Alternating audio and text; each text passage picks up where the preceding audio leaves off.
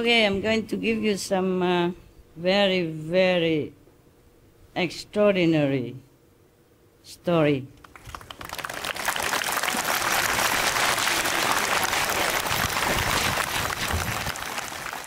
One of the greatest saints on our planet, Lord Mahavira. You know him, right? Sometimes you see his statues without any clothes. You remember? Yeah. It was because some people took it from him. He has only one piece of cloth to cover himself, and this is offered to him by the god, one of the gods in heaven. But some greedy person, first he asked for some charity, and the prince, at that time he was a prince, but he became renunciate, ascetic, and he cut half of it, gave it to him already. And then he went out to sell it. And the person said to him, "Oh, where did you get this? This is from heaven, it's divine clothes. If you have the other half, you give it to me. Then I will give you 10,000 pieces of gold." Wow, this man was very greedy. So he went back and kept waiting, following the ascetic Lord Mahavira at that time, and following him everywhere until one day, 1 year later, that remaining piece fell to the ground. And then he just picked it up and run. And then he sold it really for many thousands pieces of gold. The king gave it to him. So you can see people even so wicked. He has only half of a piece of the cloth to cover himself, and that person also took it away from him. Imagine. Yeah, being a master is so cool, eh? You don't need clothes.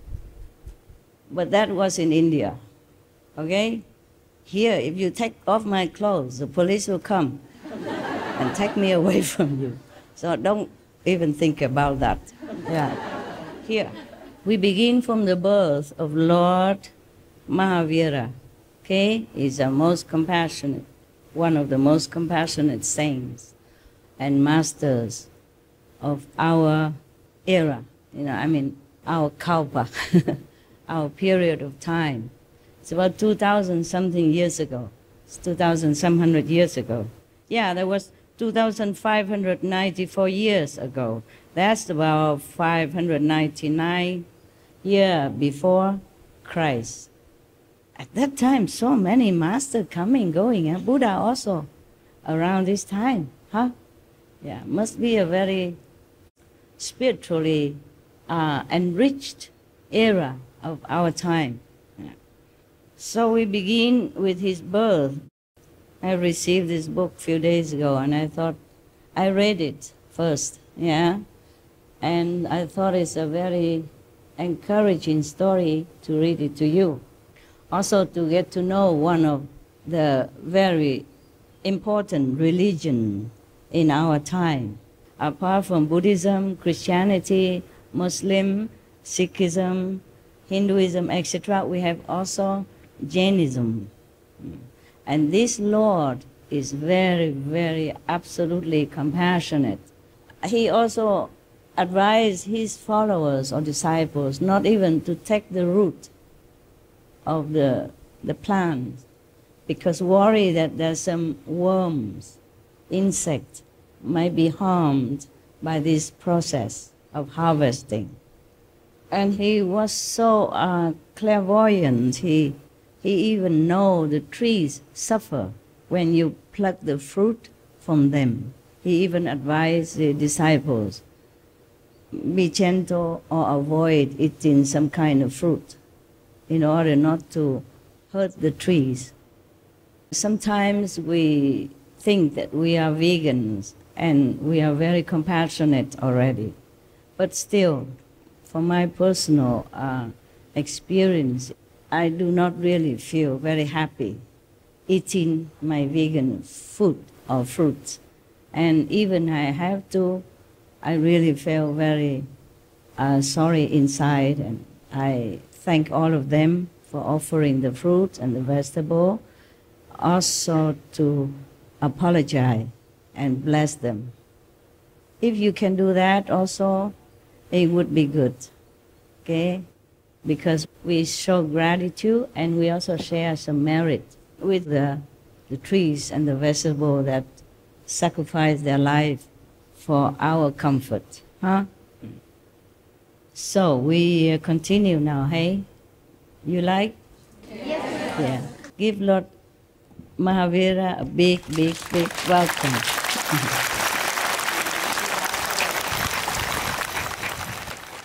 I myself love him very much. They have laid the background for us to understand the circumstances in which Lord Mahavira was born. So it begins like this, long time ago, yeah? Okay. About 2,594 years ago. I guess he's born after the Buddha then. The Buddha was born a little before that. Yes, okay. So in the eastern region of India, a bright source of spiritual light dawned. He became famous as Vardhaman Mahavira. During the period of Lord Parshvanath, the feudal system of rule prevailed in India. However, the beginning of democratic system had started appearing on the political scene. It was the dawn of the localized republics. Wow, 2,000 years ago we already have democracy, huh? And republic. Okay. After his nirvana, the republic started expanding and Vaishali emerged as the capital of the Federation of Small Republics.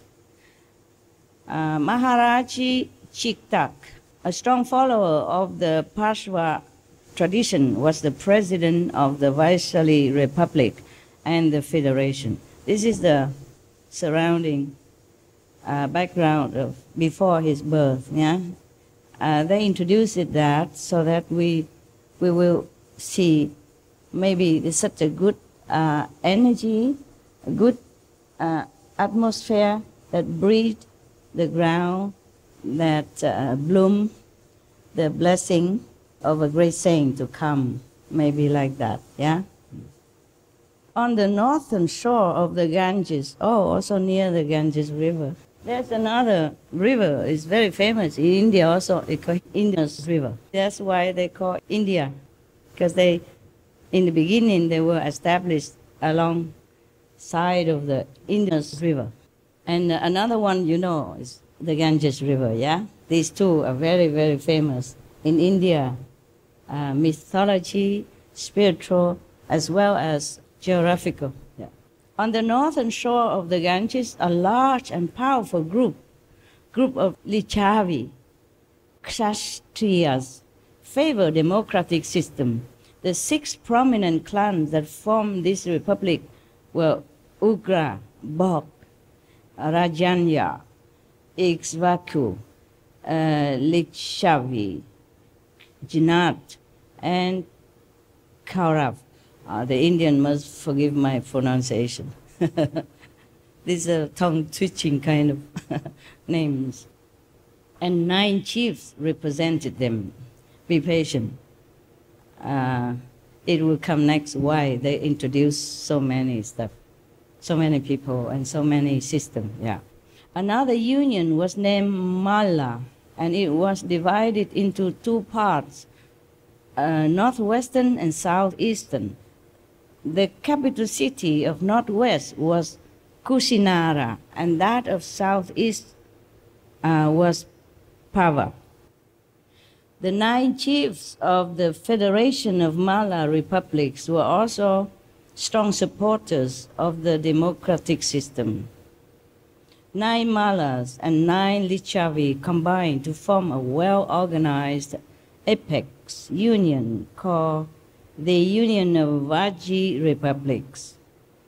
The Lichavi of Vaishali Republic were Soyanvanshi, Kshatriyas, the descendants of Maryada Purushottamram. These were famous as the Videhas, but later the name Lichavi became more popular. Still, as a cultural group, they always retained their identity as the Videhas. In the Jain literature, Maharaji Chetak has been mentioned as Vidagrachi, his sister Trishla as Vidadina. These two belong to the group called Vidyas. Yeah?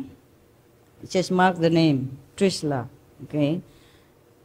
And so that means they have a long lineage. You know, they came from a long lineage of royalty and famous family in that time. Mahavira, the Lord, the Lord in this story, has also been mentioned as Vide Sukuma. All this is indicative of the higher religious and cultural status of the state of Vide. Next, they introduce the royal family of Vaishali. To the north of Vaishali, there was a suburb named Kanpur Sanivesh. There was a colony of Brahmins in the southern parts of Kanpur. The chief of these Brahmins was the Rishabhadatta, and his wife was Devananda. Although a rich Brahman and a scholar of the Vedas and Vedangas, Rishabhadatta was a devotee of Lord Parshvanath. At that time was the time that the Lord Parshvanath was there, okay? Just like in some time other personage was there. And some other Buddha was there, okay? Yeah. Lord Parshvanath was one of the Buddhas at that time, one of the saints, the master at that time.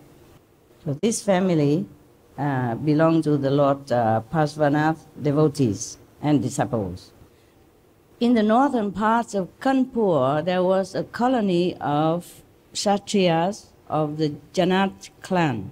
The colony was known as Kshatriyas, Kanpur. Siddhartha was the chief there. Siddhartha is different, not Siddhartha the Buddha, okay? Yes. Siddhartha was the chief there. Yeah. Because of his great valor and wealth, he was respectfully addressed as Raja or Narendra. Naja means king in Sanskrit term. So he was kind of voted by the people's love and call him Raja. He's just a chief of one of the colony, yeah? But people probably loved him very much and respect him so much, so they enthroned him as a Raja. Okay.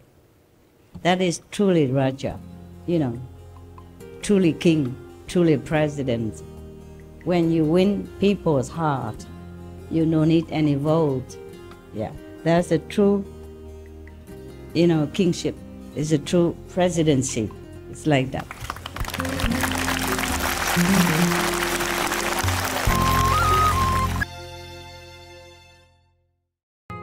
When you win people's heart, you don't need any vote.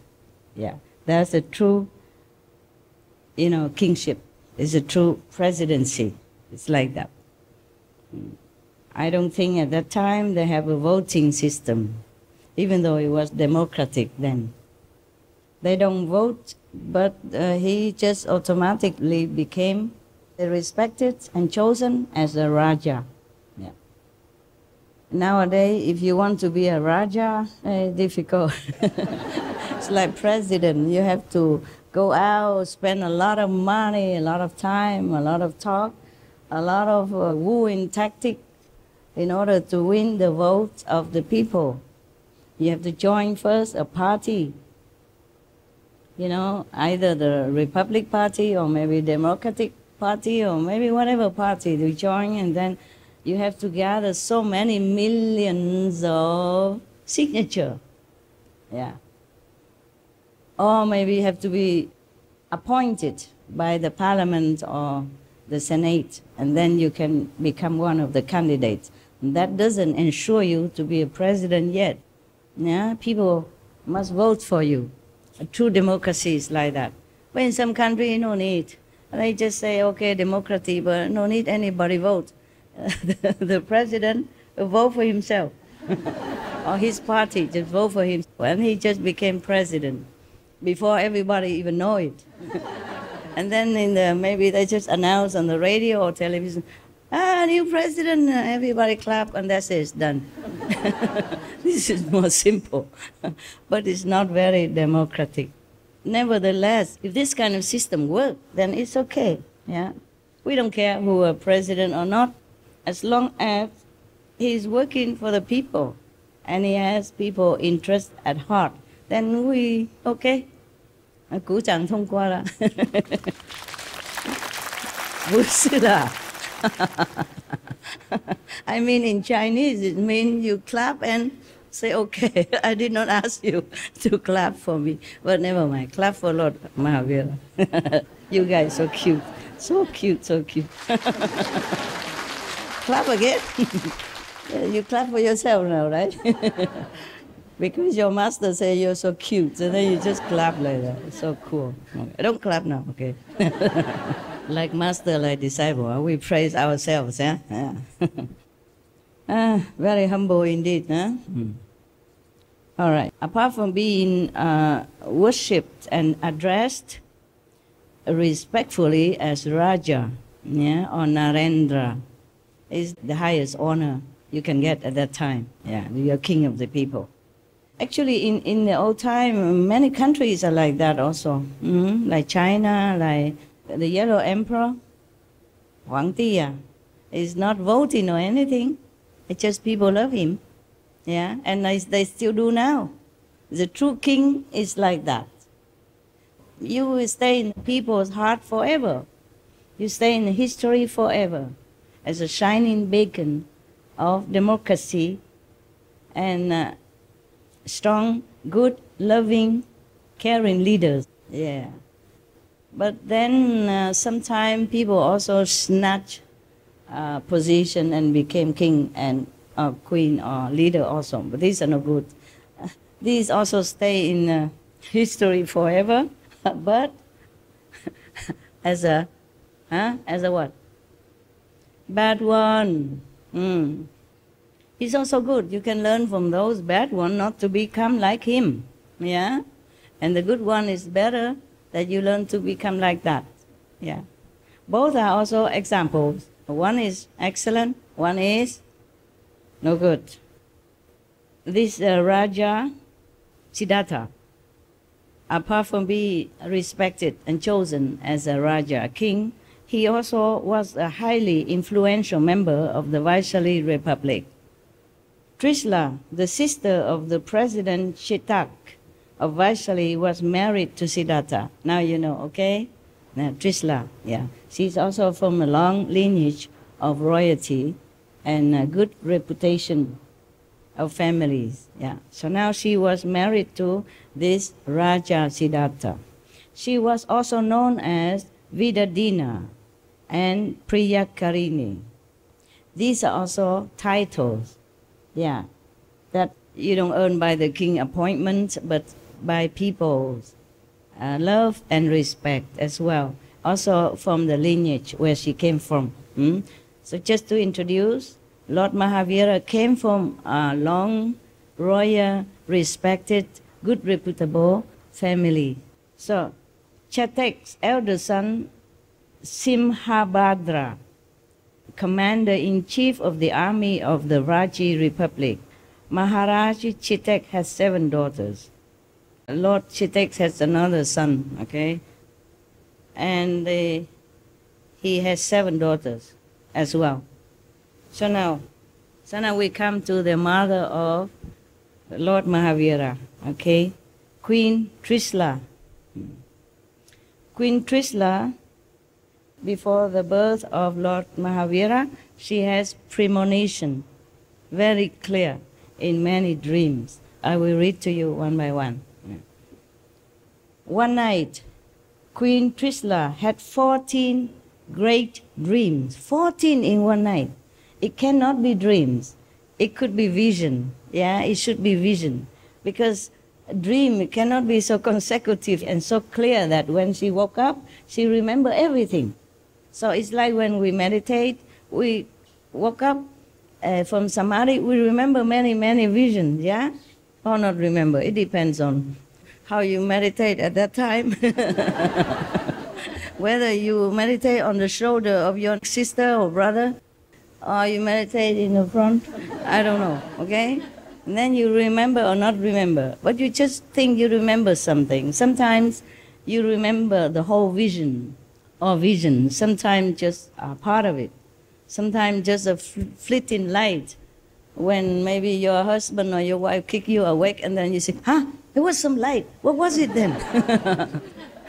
Because you were not very conscious in your vision. Yeah? You sleep, you also have vision, but then when you wake up, you forget. And maybe you think it's just a dream. And then you don't remember anything. Yeah, also no. It doesn't matter, okay? Important is you progress inside and outside. And you're happy with yourself as a human, as a practitioner, as an aspirant to sainthood. Vision comes and goes. We have too many visions. We can have a lot, but that doesn't mean you are Buddha yet, okay? We just see things. She had 14 great dreams, this Queen Trishla. Yeah. Some scriptures say that Queen Trishla had 16 dreams. In this book, they say 14, okay? It's okay, only 2 more. 14 is great enough already, I think. If you even, all of you, any of you can remember 4 of them, when you get up from your meditation seat, I'll be very, very impressed already. 14 is a far-fetched dream for my own so-called initiates. But we can hope for that. So the dreams filled her with wonder and joy. Of course, nah? Who wouldn't be joyful and happy? Yeah. Because these are very auspicious dreams. That's why they say great dreams, not just ordinary dream or nightmare, but great dreams. That means very good. So she woke up feeling very joyful and happy. And she woke up her husband, Siddhartha, and told him what she saw in the 14 dreams. King Siddhartha, very, very, very joyful too. So the next day, when the sun rises, he summoned all the scholars to his court. You know, the learned and the knower, the seer, the sage, and the saints of his country at that time. He summoned them all into his court and asked them about the meaning of these dreams. The first dream Queen Trishla had was of an elephant.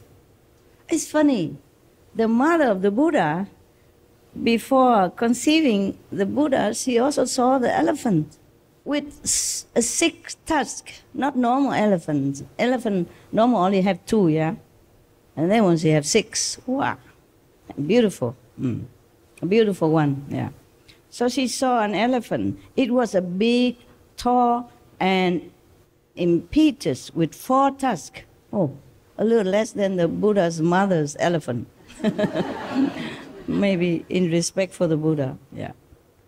It was an auspicious elephant and was endowed with all the desirable marks of excellence even. Not just a normal elephant, not just only 4 tusks, but endowed with so many auspicious marks of excellent marks of an exceptional elephant. This dream of elephant indicated that she would give birth to a child with exceptionally high character. The 4 tusks signify that he would guide the spiritual chariot with its 4 components: monks, nuns, laymen, and laywomen. So it was. The 4 tusks indicate that he will be the master of 4 types, monks, nuns, laymen, laywomen. Included all. the monastic and the lay people. Wow, it's just like the Buddha, huh? So the second dream Queen Trishla had was of a bow, buffalo kind? Yeah, buffalo. The bow was noble, grand, and had a majestic hump, here. Yeah? The bow, they have a hump here on the shoulder. It had the fine, bright, and soft hairs on its body. Its horns were superb and sharply pointed. This dream indicated that her son would be highly religious and a great spiritual teacher. He would help cultivate the religion. The third dream Queen Trishla had was of a magnificent lion. His claws were beautiful and well poised. The lion had a large, well-rounded head and sharp teeth. His lips were perfect and his eyes were sharp and glowing. Wow, special lion, huh? His tail was impressively long and well-shaped. Queen saw this lion descending towards her and entering her mouth. Wow, normally it's the opposite. Something entered the lion's mouth, the lion entered the queen's mouth in her dream. This dream indicated that her son would be as powerful and strong as the lion. The people also likened the Buddha to the lion and likened his voice of Dharma teaching as the roar of the lion. Yeah. At that time, I guess, in India, these animals, elephant, lions, etc., are the symbol of power, spiritual power, and vigor, and also leadership. This dream indicates that her son would be as powerful and strong as the lion. He would be fearless, almighty, and capable of ruling the world. The fourth dream Queen Trishla had was of the goddess Lakshmi, the goddess of wealth, prosperity, and power. She was seated on a lotus and wore many rows of pearls interlaced with emeralds and a gallant of gold. A pair of earrings hung over her shoulders with dazzling beauty. This dream indicated that her son would enjoy great wealth and splendor. He would be Tirthanka, the supreme benefactor of all. Wow, what a being, huh? Not born and already being predicted as such a great spiritual, grander, great spiritual teacher and leader of the world.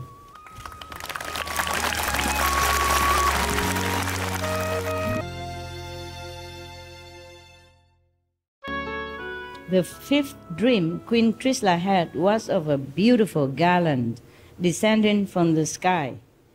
It smelled mixed fragrances of different flowers. The flowers bloomed during the different seasons. The whole universe was filled with their fragrance. Normally, in different seasons, we have only one or several different kind of flowers. In every season, they have different kind of flowers. But this garland that the queen saw from the sky, descending from the sky, as a beautiful garland, was mix of all kind of flowers from different seasons. Yeah. It's very auspicious anyway, obviously, Yeah. So this dream indicated that the fragrance of her son's teaching will spread throughout the universe, and he would be respected by all. The sixth dream Queen Trishla had was of a full moon. It was a very auspicious sight. The moon was at its full glory. It was as bright as a star. It awoke the lilies to full bloom. This dream indicated that the child would help lessen the suffering of all living beings. He would bring the peace to the world. He would help the spiritual progress of humanity at large. The seventh dream Queen Trishla had was of the bright sun. Wow, even sun, moon, everything. The sun was shining to destroy the darkness.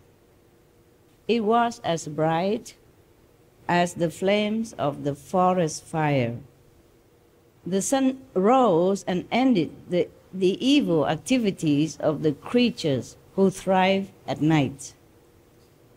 The eighth dream Queen Trishla had was of a large flag flying on a golden stick.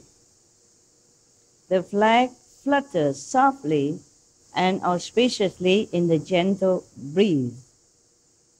It attracted the eyes of all people. Yeah. A radiant lion was pictured on it as well. Always a lion. Because the lion is the king of the animals' kingdom. So I guess that's why the flags of some country, they put a lion on it, or put a lion sculpture in front of their palace or in front of their residence to show their power. Maybe I need some. So you know I also have some power. No joking, huh? No need, huh? This dream indicated that her son would carry the banner of the religion. He would reinstate the religious order throughout the universe. The ninth dream Queen Trishla had was of a golden vase filled with clear water. It was a magnificent, beautiful, and bright vase. You know vase? You put a flower in it? It was decorated with a garland, flower garland, yes. This dream indicated that her son would be perfect in all virtues and would be full of compassion for all living beings. He would be a supreme religious personality. The 10th dream Queen Trishla had was of a lake full of lotuses. Thousands of lotuses were floating on the lake, and they all bloomed and opened at the touch of the sun's rays. The lotuses had a very sweet fragrance. This dream indicated that her son would be beyond worldly attachments, like the lotus, grow in the mud, but do not reek of the mud. He would help liberate human beings who were entangled in the cycles of birth, death, and misery. The 11th dream Queen Trishla had was of an ocean. Its water rose in all the directions to great height. The wind blew gently and created the waves. This dream indicated that her son would have a serene and pleasant personality. He would achieve the infinite perception and knowledge and would escape from worldly life, which is the ocean of birth, death, and misery. This would lead his soul to the moksha. Moksha, liberation. So, moksha is a Sanskrit term for liberation, great enlightenment, like any Hindu, any Indian yogi would aspire to attain moksha, okay? Liberation. The 12th dream Queen Trishla had was of a celestial plane. The plane resounded with celestial music. It was saturated with the pleasant and spiritual aroma of the incense. This dream indicated that all of the angels in the heaven would respect, honor, and salute her son's spiritual teachings. The 13th dream Queen Trishla had was of a big heap of jewels. It was a mixture of all types of gems and precious stones. Gems, diamond stuff, and precious stones. Mixed, a big heap of all of these precious stones. This dream indicated that her son would have infinite virtues and wisdom, and he would attain the supreme enlightenment. The 14th dream Queen Trishla had was of a smokeless fire. The fire burned with great intensity, but there was no smoke. This dream indicated that her son would reform and restore the religious order. He would remove blind faith and orthodox rituals. Furthermore, he would burn or destroy his karma and attain salvation. The 15th dream was of a pair of fish. Oh, they included 16 now. 16 dreams in total. Wow. The queen has a really exceptional memory, huh? Yeah. I wish all of you have at least half of it, maybe 7 or 8 dreams, if you remember when you woke up. The 15th dream was a pair of fish, which indicated that her son would be extremely handsome. The 16th dream was of a lofty throne, which indicated that her son would have a very high spiritual status. Wow. See, so many dreams, and she remembered them all. And these scholars or seers or clairvoyants, they interpreted them all in such a clarity. Yeah. But it's obvious, actually. Even we don't have to be seer or clairvoyant. We can read most of it as auspicious sign for the birth of a prince, of course, yes. They came from a royal lineage and spiritual lineage. And of course the son would be some spiritual being, some great spiritual being, inherited their spirit. Yeah. And besides, all the dreams are beautiful, good symbols of greatness. The king should have invited me, I don't need so many seers or clairvoyants. I say all of them, all by myself. I can interpret all myself, all 16 of them, with a lot of calendar attached to it. Not just explaining, but talking a lot. Make the king and the queen even more happy. More explanation, more adding spice and flour to each of the dreams. After their morning chores, Maharaji Siddhartha and Devi Trishla came and took their seats in the assembly hall. His younger brother, Supashva, his wife, and other members of the royal family also took their seats nearby. Famous dream readers of Vaishali arrived into the assembly hall. Maharaji Siddhartha and Devi Trishla greeted the dream readers and scholars of 8-pronged system of augury and offered them high seats. The king said to them, "Scholars of augury, last night in the early hours of the morning, Priyakarini, Vidadina Devi Trishla," this is all her title before, her name is Trishla. Here is a 14, but we have 16. So 16 auspicious dreams. Kindly interpret these dreams on the basis of your knowledge and experience of the science of augury and satisfy the curiosity of all of us. The augurs listened to the details of the dreams from Devi Trishla and beamed with joy. Pondering over, they interpreted the dreams as follows. O King of Kings, Maharaji Siddhartha, according to the science of dreams, there are 72 auspicious dreams. Out of these, 42 indicate of ordinary benefits and remaining 30 of great benefits. The dreams the fortunate Devi Trishla has seen are the 16 great dreams that indicate extremely auspicious and divine gains in the near future. According to these dreams, Devi Trishla will give birth to a son who will become a Chakravarti. But, Maharaji, there are some catch beside that. Okay, tomorrow I continue, okay? You take a rest now.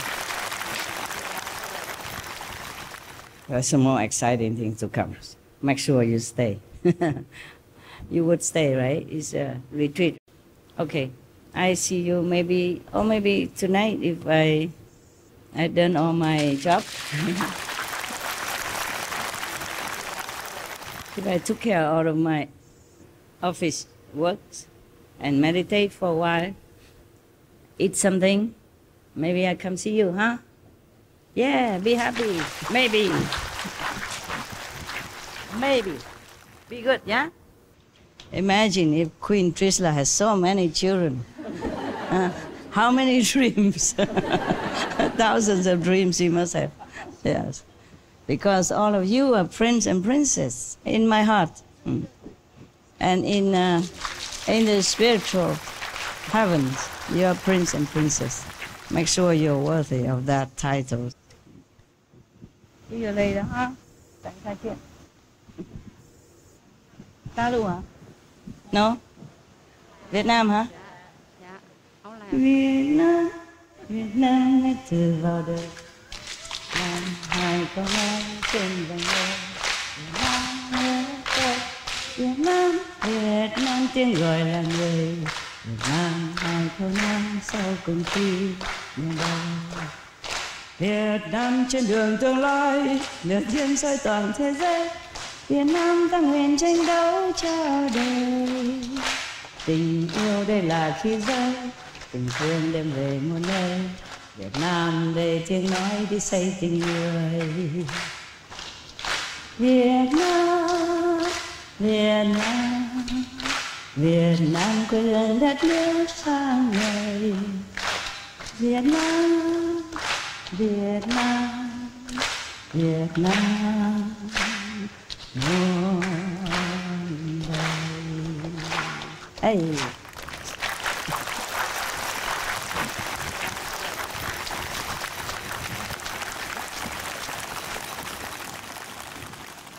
大家好。